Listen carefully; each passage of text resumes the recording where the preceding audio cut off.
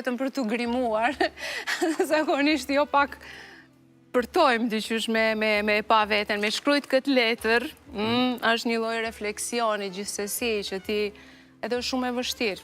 është shumë e vështirë pak me komuniku me veten, me të vërtet, me pyet pak, po çfarë dua vërtet?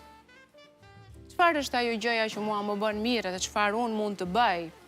Tani në teori jemi gjithë zotët për të shitur morale, gjëra, po vërtet sa shumë kohë e humbur është koha për gjëra të pavlera, ose për gjëra që të bëjnë të ndihesh jo mirë.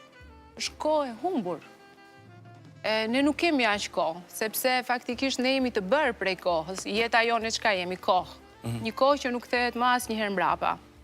Që në çdo sekond vetëm shkon, vdiq. Kjo sekonda që folëm, vdiq. Nuk është më. Kështu që ti më u kujdes pak për atë kohën personale. Faleminderit shumë. Edhe diçka tjetër mbajta në mend, frikë. E përmende frikën. Nga çka ke frikë sot? Nga asgjë. Nga asgjë? Jo. Ke arritur? Aty? Një ditë djali i vogël, më tha, po flisnim për sport, më duket, edhe kisha një garë, tha, mamë, tha, ti tha, nuk e frikë nga asgjë, çfarë njeriu je ti kështu, për çka je e bërë? Mendova, tha shumë. Unë pa frikë. Mendova pak se çfarë i transmetoj atij.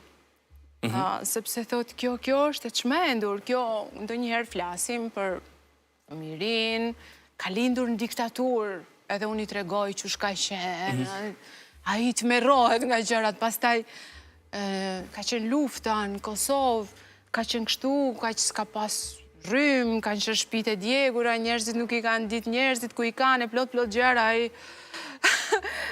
ka shumë... Si një film horror.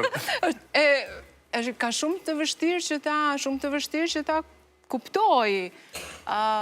Kështu që normal që i duken të gjitha gjëra shumë të mëdhaja për një fëmijë që jeton në Toskana, ku çdo gjë është e butë, chill. Njerëzit nuk as... E keqa, të kisha më thënë, po, e keqa sot e perëndimit që e quajmë, është pikërisht kjo, se në momentin kur në lajme shikojnë një lajm negativ, me njëherë ndrojnë kanalin, nuk duan të shikojnë. Refuzojnë që ta shikojnë. Përballën. Refuzojnë, nuk duan. Ndërkohë që te ne, kjo është një dallim që do ta kisha bërë, ne jemi pikërisht të fokusuar të ato gjëra. Majlin, do të flasim tani për gazetarin, po e kalojmë letrën, këtë përballjen me vetën. Je gazetarja e fundit, me sa e diun që e ka intervistuar atë Zef Plumbin. Disa kohë para se të vdiste. A është ky një nga ato momentet e krenarisë dhe asaj që bën të ndihesh e lumtur që e ke intervistuar? Një personalitet tillë?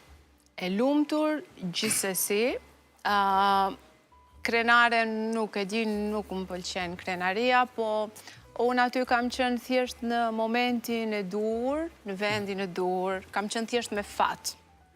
Kështu që nuk e quaj veten krenare pse dikush është me fat në një moment caktuar. Pse me fat? Ti vete ke kërku, vete ke planifiku? Vete kam planifiku, kam luftu me shku me bë, po si do që tjetë mund kishte qëlluar dikush tjetër.